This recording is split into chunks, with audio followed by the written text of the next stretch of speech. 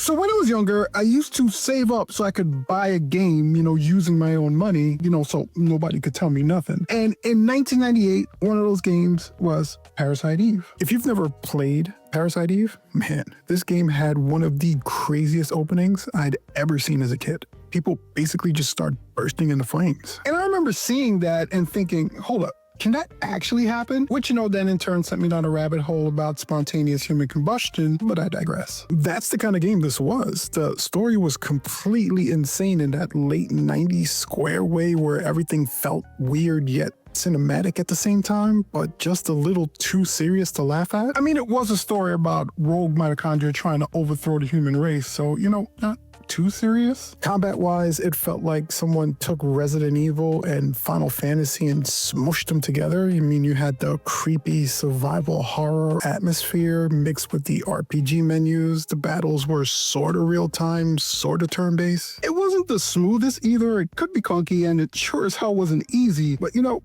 it worked for me. But more than anything, what I remember about this game was the vibe. I mean, I live in New York, so the whole winter setting, it hit different. The snow, the streets at night, Central Park, the Chrysler Building, hell, Chinatown. On top of that, the whole game had this empty, eerie feeling. It felt cold in a really specific way. Not cozy winter, more like New York at night in the winter when everything feels, just a little too quiet. That really stuck with me. So was Parasite Eve weird? Yeah, of course it was. Was it also trying to be Resident Evil and Final Fantasy at the same time? Yeah, kinda. But it also had this feeling, like a nightmare that you could almost recognize. Like a version of New York I knew, but twisted into something that was creepy as hell.